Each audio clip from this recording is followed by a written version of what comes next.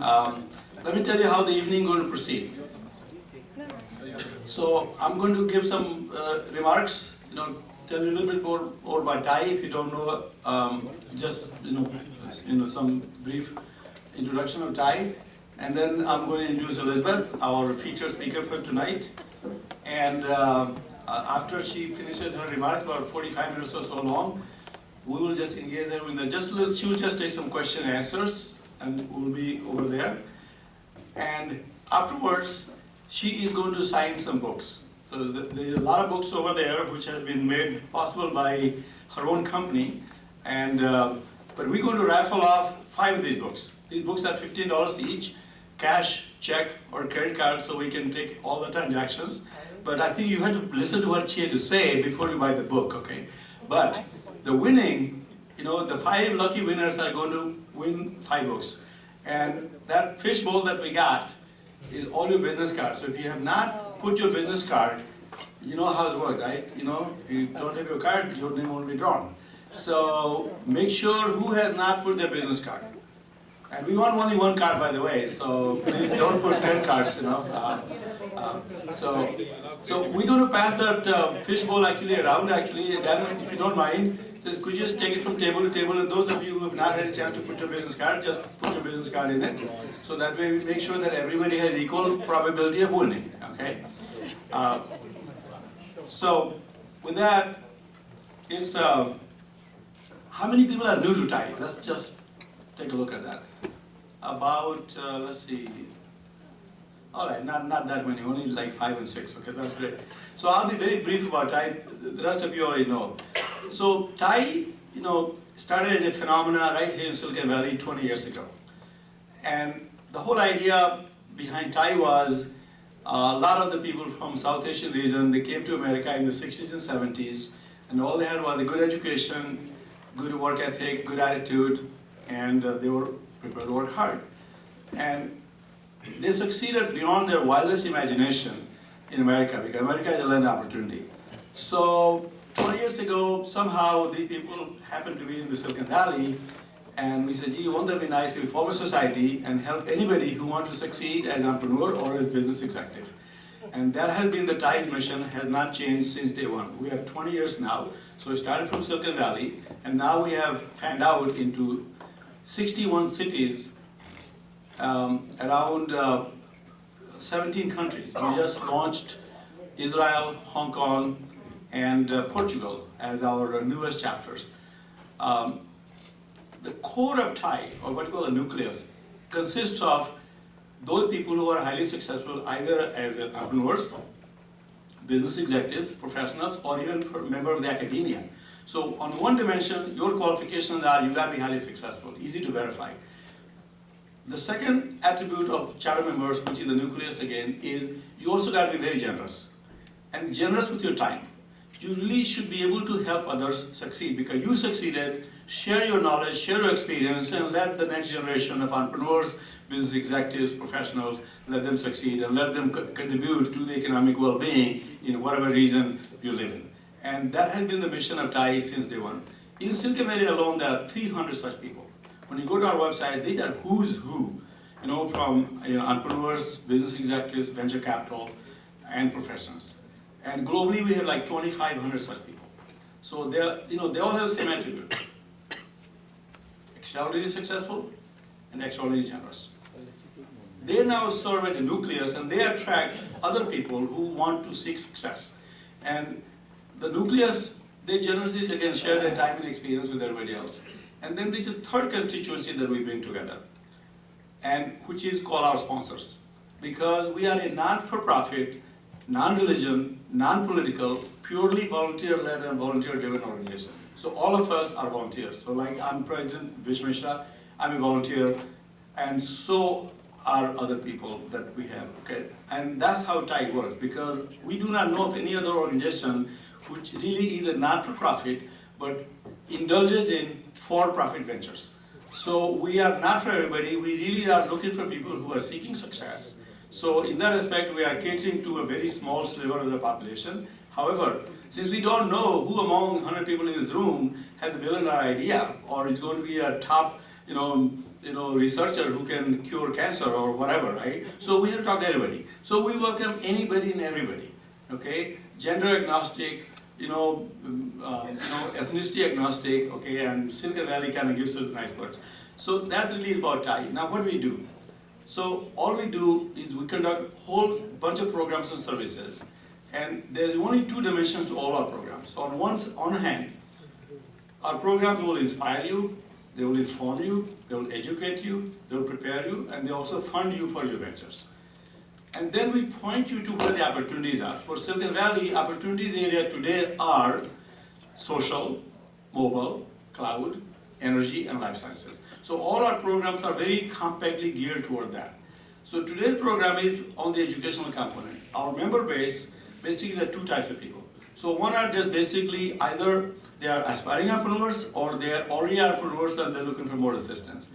And then the other set of our members are basically professionals. They're working in large companies as a vice president of something, or as a senior director, or a product manager, or engineering manager. So we also conduct programs for those professionals. So today's program is geared toward the professionals, not toward the entrepreneurs. And we are so fortunate to have Dr. Elizabeth Chu in our midst, because she is really a practicing executive. She worked for many, many companies, and I'll just get to her bio today. So today she's working for a company called Axiom. Axiom is a 1.2 billion revenue company. They do $100 million worth of business every month. And she is the vice president of engineering, just recently started her career with them.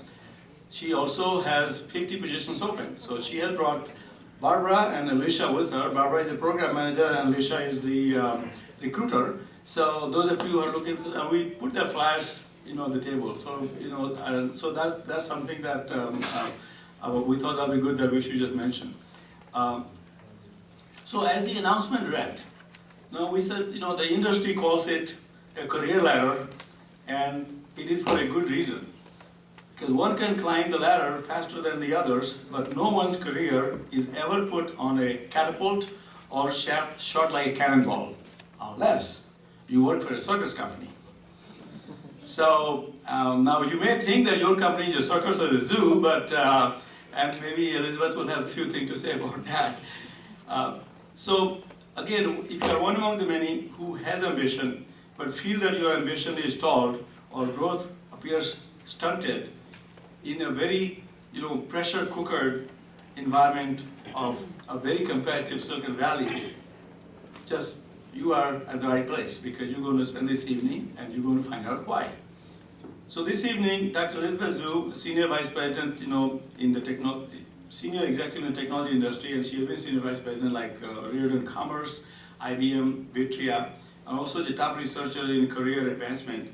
She will conduct a workshop just for you. She's going to speak for about 45 minutes. She will show you in an interactive manner just by making her statements and comments and like maybe throwing some quizzes at you, how you can advance and actually accelerate your professional career. So this is something very good. Now her talk, because she's not really a professional speaker or she's not a professional consultant, she is a practicing executive just like many of us are in this room. So her talk is based upon the research that she conducted with her mentor and colleague, and this woman and then she going to mention more about her. So these are very practical, hard-hitting advice that if you really pay attention and take notes, and the book is very good. I read the book. It's a very easy reading, and at the end of each chapter there's a quiz that you can do a self-assessment, and you can say, I want to kind of act on that. I want to do something like that. Okay. So this is really very, very good. So we are again very happy that we are hosting such a distinguished speaker and a practicing executive amongst us. And what she has done, she teaches a 2-day-long class at Stanford based on her book. But I gave her a task. I said, well, can you condense that into a 1-hour talk? And because our people are very smart, okay, and they grab things much faster. So Stanford students, they work for grade, but you guys are working for promotion, right? So that's what she has done. So I think that was a lot of work on your part, but I really appreciate that. And we can continue to talk about her life and experiences, but anyway, just to let you know, she has a PhD in engineering from, actually it is in atmospheric science, and master's in computer science from University of Nevada, Reno.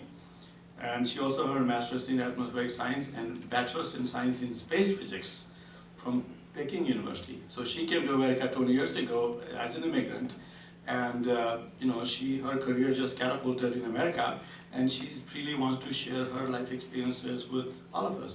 So with that introduction, I'd just like to have you all join me in extending a very warm Thai welcome to Dr. Elizabeth Zhu, our featured speaker.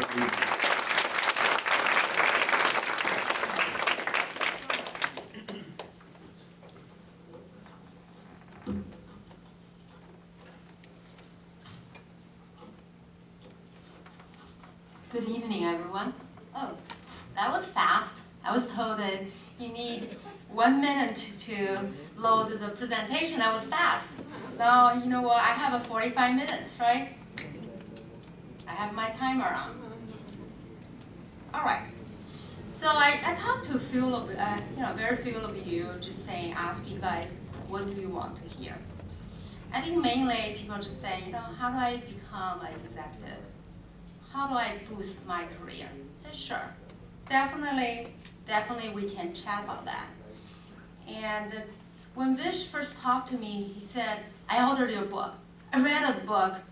I was like, okay, it's only two hours. You said that I'm halfway through the book. I decided to invite you over to give a talk, but you have to agree to finish your talk in 45 minutes. I said, you know what, you almost finished my book in 2 hours. I'll definitely finish my talk in 45 minutes. And he really impressed me. He came to me, talked to me, and insist to meet me in person. Just try to look at it, is Elizabeth the real person? Does she really look like the person in the LinkedIn? Because a lot of people, they put a different person's picture on LinkedIn. So after that, he checked on me. He said, yeah, I think that you're gonna talk to our audience. I said, sure. And I put the summary of the book together. And I want to go through the summary of the book, and then in 45 minutes, and we are also going to have some Q&A at the end. And if you decide to buy the book, or if you win the book, I'll sign the book for you with your name. And I hope you will be the lucky winner. Okay, now I have to figure out how to do this.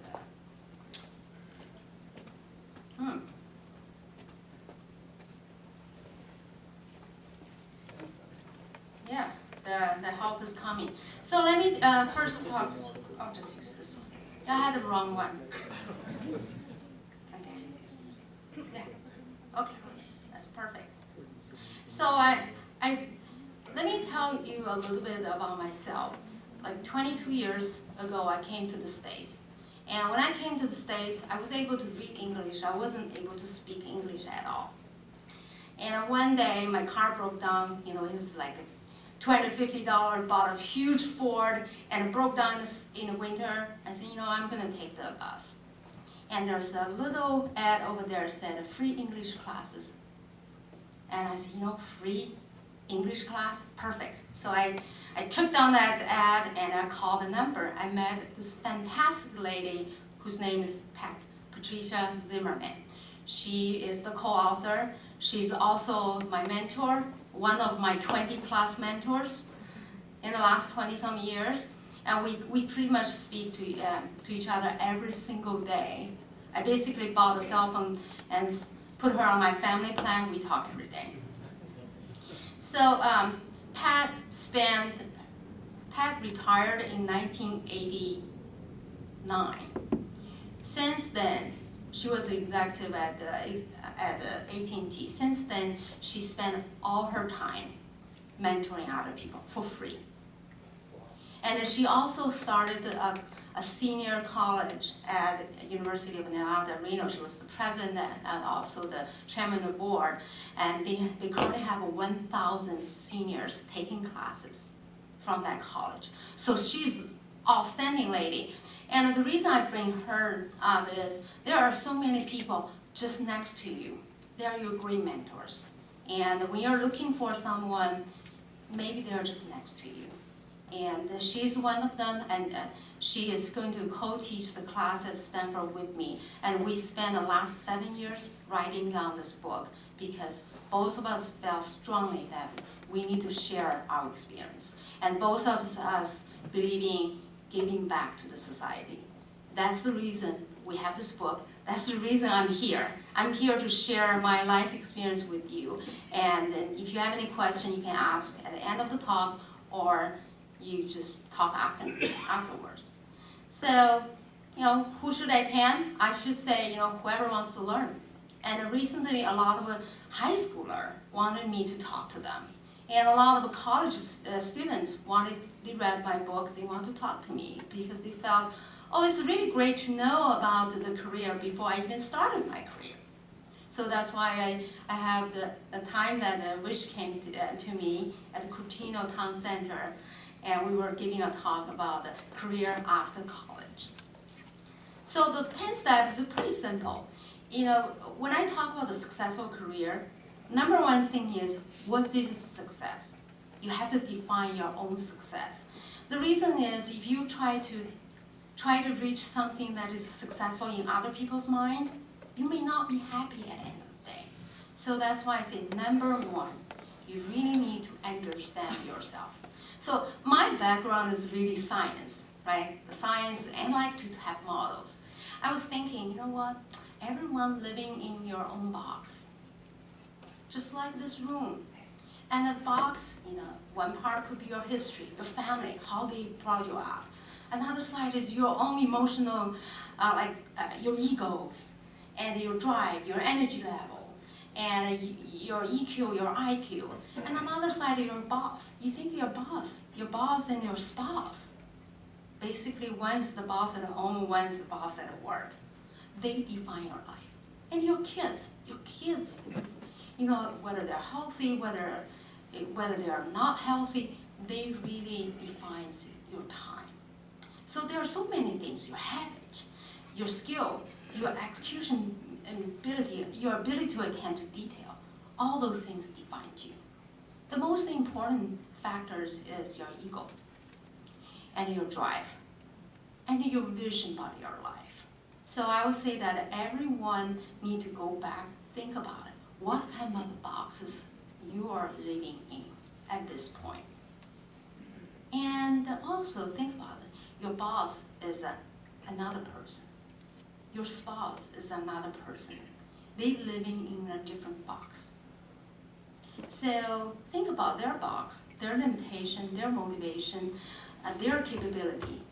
And when you have a conflict and try to walk into their box, now you're out of your own box. You're getting into somebody else's box. And this is when you can easily achieve something called out-of-box thinking. And you can easily come up with something called women's solutions, because I can just say, okay, this is his motivation, and I'm going to step into his box, think about this issue, and I can easily understand what he really wants, and I can come up with some win-win solution. We can reach to the agreement. So understanding yourself is define your success, understand your motivation, and also using this model to understand others. Understand the people who are key to your life, your boss, your spouse, your kids, your client, your boss's boss. So talk about your boss's boss. And when I first started my career at IBM, Pat, my mentor, said, I will give you one advice. I said, what is that advice? Always look one level up. So what do you mean? Always do the things that your boss want you to do. And later of the year, I said, Pat, I kind of changed your advice a little bit. I think you should look 2 levels up. And why do you? I said, what do you mean? I said, you look at 2 levels, meaning you're trying to discover your boss's priority. Once you do that, you align your own priority with your boss's priority. And that means your boss and you are on the same priority set. You're gonna do the things that your boss wants you to do, and you're gonna enable your boss to win. At the same time, let's go to the next step. It's called elevating your virtual position. If you look at that pyramid, and this is your boss, our boss's boss. The reason I built this model is, when sometimes people say, you know what, I'm reaching my plateau of the career.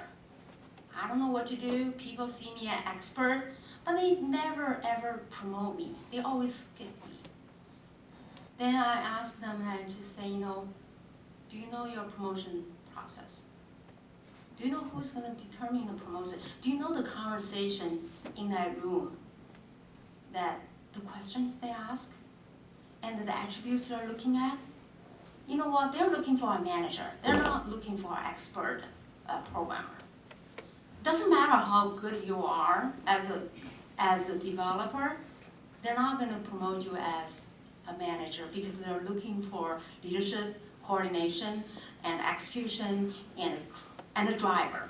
That it's not someone cannot only just drive themselves; they drive a big crowd. Someone can get things moving. Unless you demonstrate that kind of capability, you're not going to be on the promotion list. You can be like a senior developer, but you're not going to be a manager. You're not going to have that different kind of like a jump from an IC to a manager to an executive. So let's talk about how do you break that?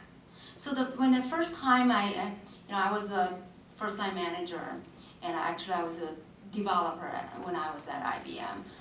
I went to the room, I was surrounding with so many managers, I found out I basically has no ability to carry out a conversation.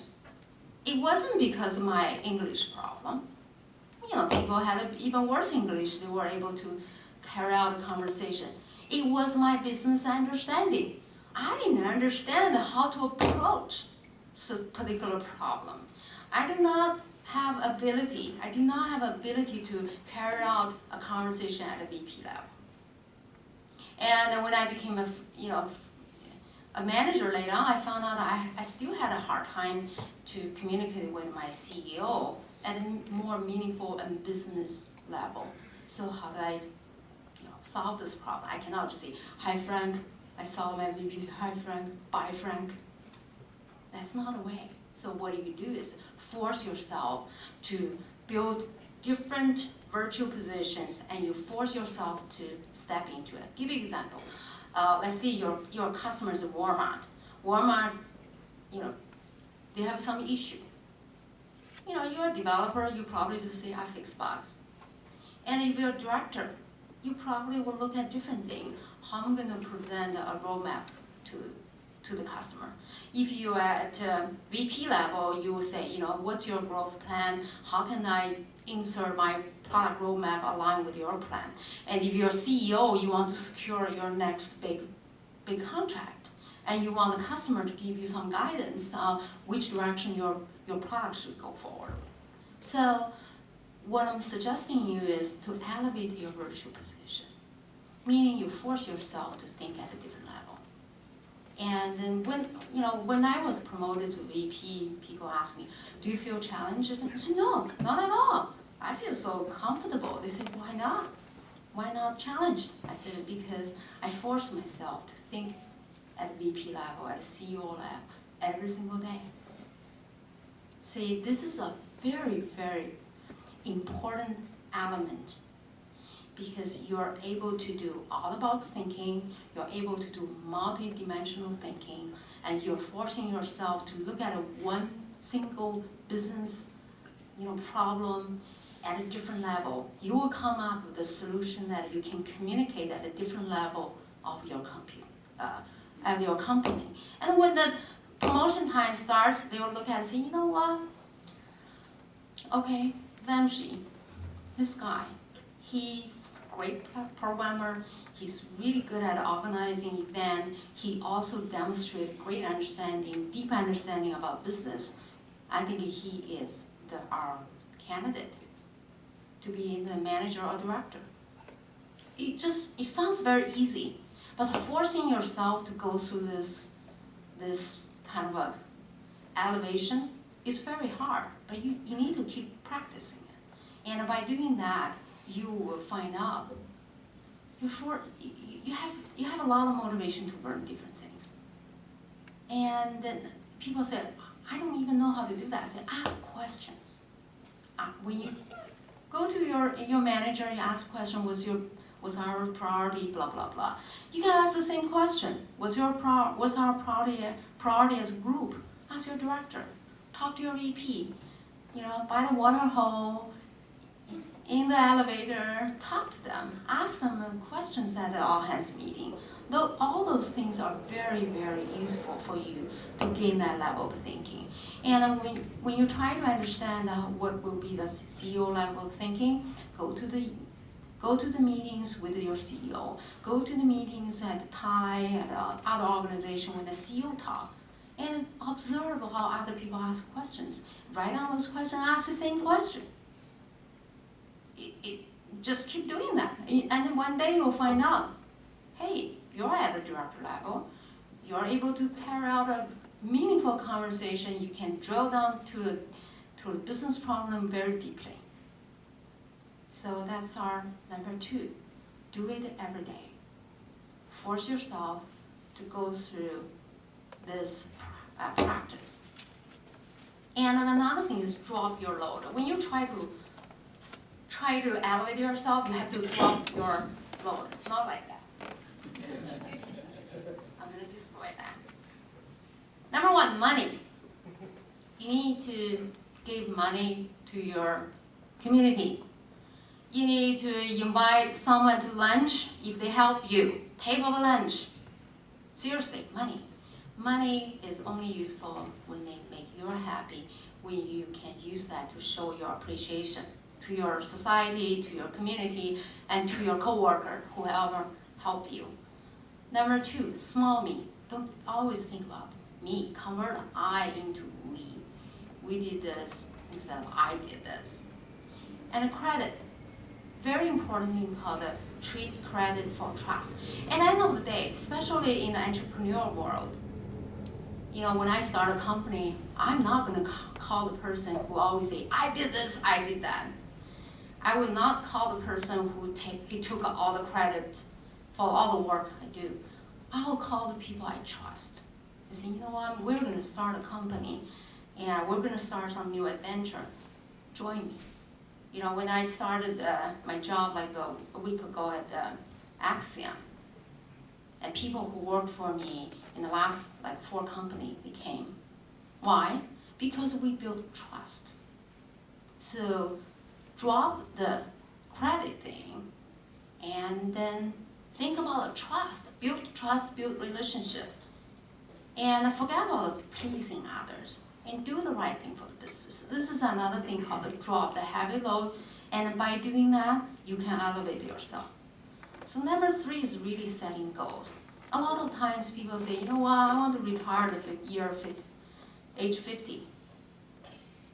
Well, if you don't do anything, one birthday after another birthday, you're pretty much approaching 50. So you really need to say, how much money do I need at age 50 in order to retire? The same thing on a career, do I want to be a CEO of whatever size, right? And then you have your vision. And I ask people in a class, I'll ask people to think about your vision when you're 50. How many kids you're going to have, what kind of school they're going to go into, what kind of house you're living, what kind of car you drive, and how much money you have in the stock, in the money, and how many houses you're going to own, blah, blah, blah, blah. And what kind of club you're going to join, what kind of friends you're going to have. Think about that as if you were 50 years old and bring it back. 40, 30, I guess there's no 20 years old, okay? And then build up a 3-month plan, 6-month plan, and even your money, how much money you want to have, you can have a document there and look at them every 3-6 months and look at them and adjust that. Just like you build a goal with it. You build a goal and plan with your manager. You do that with yourself, with your family. So setting the goals.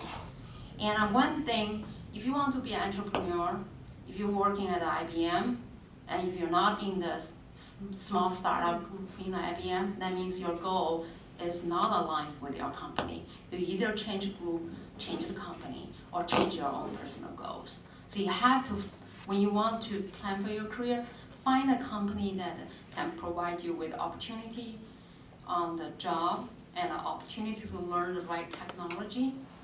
Otherwise, quit. Find a different job. Seriously.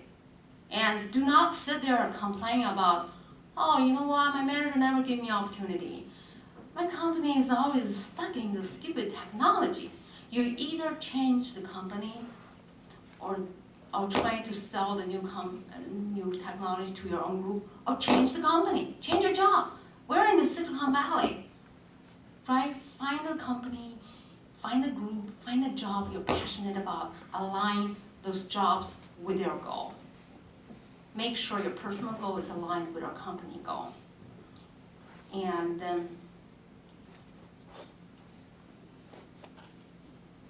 okay, number 4, brand yourself. Brand yourself, I don't think we were going to spend a lot of time on this.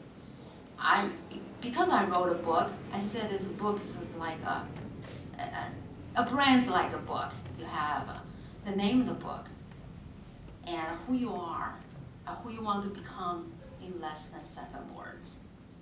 That's your brand. Think about it. I give you guys 30 seconds to think about it. In 7 words, describe who you want to become.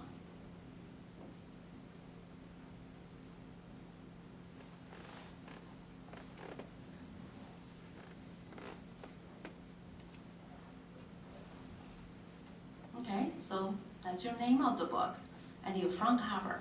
What kind of image you want to present? If you want to be executive, you better not dress like a janitor, right? And your preface, your motivation and your passion. You need to tell other people. What's your motivation? You want to become a manager, or you want to become an IBM fellow? Tell other people. If you try to hide it, nobody knows. Who's going to help you? You're not going to find your sponsor, you're not going to find your mentor, because nobody knows what you want to do. A lot of times people told me and say, you know what, I can be whoever I want to become. I say, you know what, you confuse the hell of me, and I don't even know how to help you. So find your passion, find a direction, tell the world you're going to do that. Like I wrote a book, I told the whole world I'm going to write a book. It took me 7 years, but if I didn't tell anybody, you won't see the book, because you know what, I didn't tell anyone, so I don't care. I don't have any pressure to do that. So brand yourself, just really display your passion, show people you're so passionate about something, and people are just like, wow, that person's so passionate. Maybe I should help him out. That person is an expert in certain things. Another thing is about chapters. Each chapter is one job or one set of skills, and you need to summarize it. You need to tell in the story. I'll see like 2-minute story. When did it happen? What you learned? What kind of things you did? What kind of lesson you learned? What kind of failure you went through? And what kind of skill you accumulated? And why this story is related to the job you're trying to go after. So this will be the great element in your interview. Try to think about it. Go home, write 10 of those 2-minute stories about your skill set, about some project you did great. And next time when they ask you in the interview, you can quickly tell them a great story. They say, wow, you're so articulate. Wow, you're so philosophical. Wow, you really thought through this project really, really deeply, and you really learned your lesson very deeply. Those things came from your habit of summarizing it and putting into a 2-minute story to sell yourself. references, your whole bunch of people who know you, who will give you a reference. And back cover, our image preceded by our friends and family. It could be a different one. You could be a very serious person at work, but you could be a very relaxed person in your community, in Thai, right? You could be a CEO in your company, but you could be a volunteer, a regular person in Thai, or in your church. So design your brand, especially spend some time on LinkedIn. I average get like a 3 or 4 VP engineering job and CTO job inquiries every month from LinkedIn only. That's the power of the brand. Put the right picture, like one of the guys said, I said, you know what, Brian, why do you put your half-naked picture up there?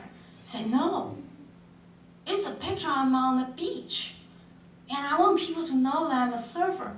I said, okay, go look at your LinkedIn picture. I said, oh my God, it only shows the upper part. It really looks like a half-naked picture. So the rule of thumb is go find marketing VPs or some CEOs LinkedIn. Usually marketing VP is a great example. And try to come up with something similar.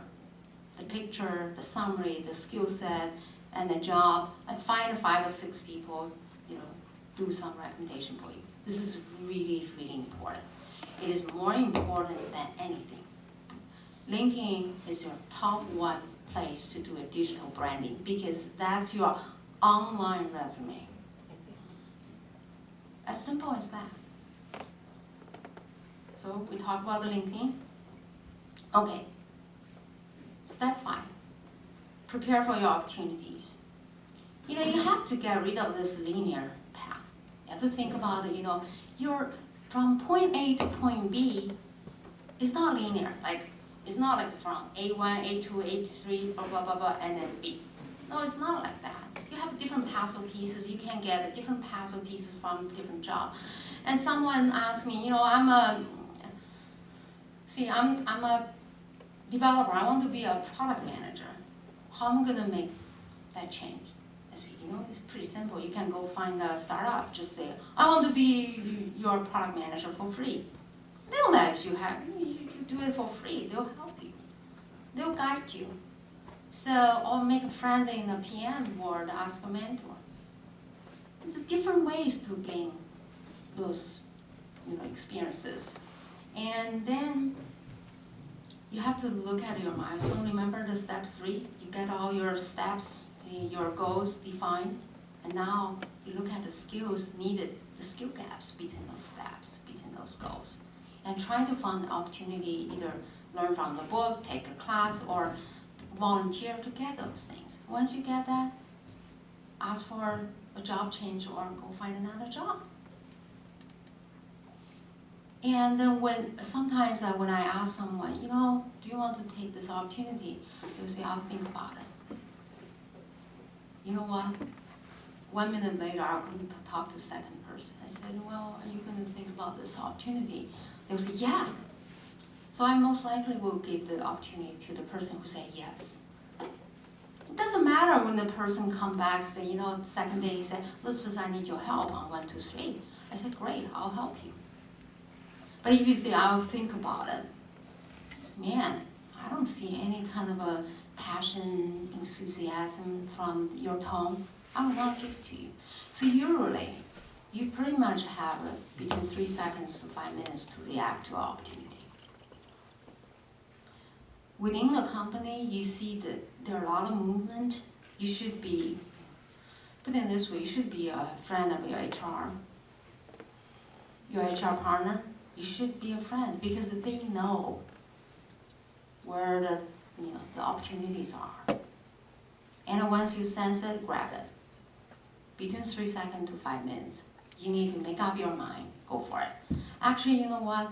I never had that problem because I knew that 3 months ago, if such opportunity appears, I will react in a split second. Right? So you have to think through that. If you wanted to have great opportunity, you have to prepare you for your opportunity, identify the 3 possible milestones for you. Look at the skill gaps and move forward. And the strategic planning and action, you can do all sorts of planning if you don't do any action. It's not gonna happen. So basically, start with things like get up. If you wake up 6, you think, you know, the right thing to do is for me to run 20 minutes. Get up! Go run! Don't lay down there and say, I need to go get up. Nothing will happen. So start in the early morning, get up, exercise, eat breakfast, go to work early. Usually, the executives are the people who exercise in the gym. Like if you work in the Cisco and a large company, 6:30 in the morning, most of the executives are there. So if you want to find a mentor, go there 6:30, check your gym. Right, Vish? Yeah, definitely. So get up early, exercise, because if you don't exercise every day, I guarantee you, you're not gonna last very long. Because as an executive, you expect to work like 14 hours a day, and if you don't exercise, you're gonna stress out and burn out. I had an example like some of the guys, he was made really high at IBM. He was our trainer at IBM management training. He said, I was burned out. I couldn't sleep because I didn't exercise. I only slept like 1 hour, 2 hours every day. In the first 6 months, I was okay, and after 6 months, I couldn't remember a thing. So seriously, think about it. Put everything in action. And put it, at IBM, we always say things to do today, 1, 2, 3, 4, 5, 6. Now you can do whatever thing. Just put everything on the list and then cross them out. Feel good about it. Execution. Let's talk about execution. A lot of people think execution is about I do myself. If you want to be a leader, you need to enable others to do that. The enablement is more important, right? And communication skill, leadership skill, and creativity. A lot of times you want to get things done, you need to be creative. You cannot just say, okay, this is the formal process, we just follow it. No, you have to think, is there any other ways? Is there any other, technology can use? Ask those questions. Constantly try to improve it. Are there any way I can improve my profit margin? Like I took over professional service one time. The margin was negative, like 30%. I look at it and say, why? Because the labor is too expensive. So I went to, Indian company. We got 100 developers from there. We redesigned our professional service. And at the end of the day, it's like a passive 25%. And the client were really happy about it. So be creative, right? Okay, number 8 is very, very important. It's called mentoring and networking. Basically, if I do not have my 20 plus mentors in the last 20-some years, I wouldn't be here. If Pat didn't tell me you need to look at the one level up, I wouldn't be here. And there are 2 types of mentors. One is called mentor, could be your neighbor. Like my neighbor, he's 87 years old. He's my mentor. He was a real estate investor. He was a great businessman. When I'm not happy, he'll come over, he talk to me. He's like my father. And that's kind of a mentor who teach you how to do business, how to do investment. Another type of people called a sponsor. It's someone within your organization, they love you. And they really felt like you came over, you reverse mentor them. Basically, usually you know more about the product detail, you know more about technology. You teach them about what's going on at the bottom, about technology, organization stuff, what's in the group, grapevine, whatever. Talk to them. And then they felt like they build a great trust with you. They think they can rely on you. Those are the people who are your sponsors. When you're out of a job, they'll find a job for you. When they have a new initiative, they'll bring you over. Those are the people who are really supporting you, who are going to go above beyond to sponsor your career. So those are the people you're going to follow. And those are the people who can give you the next level of a jump. And those are the people who will call you there and say, you know what, you don't do this, you're going to be fired. So you need to find someone like that who can tell you that this is the elements you're missing, and those are the things you did great. So find those. So find the two type of thing: mentors, like Vish is a great mentor, and find someone within your company who are your sponsors, who tell you the political, current in your company, as well as the potential opportunities, the growth plan of the company. It doesn't have to be your manager or your manager's manager. It could be, if you're in engineering, it could be someone from marketing, could be someone from HR, right? It could be your manager's manager. So it's very, very interesting. I keep saying that contribute back to your network. And time and money and opportunity. About the money, a lot of people, especially immigrants, right? I don't know about, people you grow here, you probably think differently. I always say, what, if I outlive my husband, my money will be spent by my daughter-in-laws, because I have 2 sons. If my husband outlived me, all my money will be spent by some woman I don't know, my husband's second wife. So why don't I just use my money to do something good for my work, for the community I fully believing I should support, and then to show my appreciation to other people. So do think about that. Contribute back to your society, to the organization, because when you do that, you give up yourself. You find out you're part of a bigger team. They will embrace you. They will bring you more opportunity, even though you never expect. That's what I felt. I didn't think about any opportunity from the network. I just think I want to contribute back. But at the end of the day, I got like 10 times or 100 times opportunity from my network than I expected. So building your own team. When you become an executive, it's time for you to build your own team. Just like I started with the Axiom. I have a whole bunch of people came to me, and then we started a great team. But we still have 50 other positions this year, from mobile to big data, analytics, Hadoop. We're doing all the cool stuff, right? And if you want your friends or yourself are interested in that, talk to the ladies over there. So I would say that you need to think about, you need to have a team, and also at the same time, you need to be part of somebody else's team. Somebody else you're willing to be embraced into someone else's team, build great trust with them. Number 10, reward yourself. What's this career all about? Yeah, you will satisfy your ego, but more importantly is you're gonna take care of your family, you're gonna enjoy your money, you're gonna have a great life. So I would say that reward yourself when you achieve your goals. Like one time I said, you know what, I did great in my project. I want to buy myself a gift.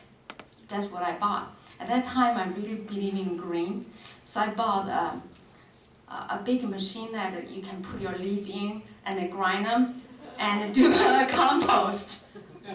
That was my gift. I bought like a vitamin. I also bought something called Margaritaville. Those 3 head of a blender. You can blend all sorts of drinks. I bought all sorts of things for myself as a gift for myself, a rewarding system. I will say that as a leader, you need to reward your team. As a person, you need to reward yourself constantly. So with that, I'm open for the question.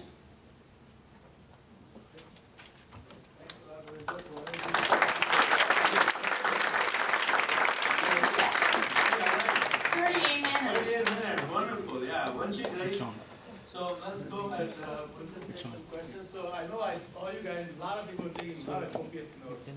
So perhaps what we should do is that just raise your hand, tell us who you are, what your name is, and maybe what's on your mind.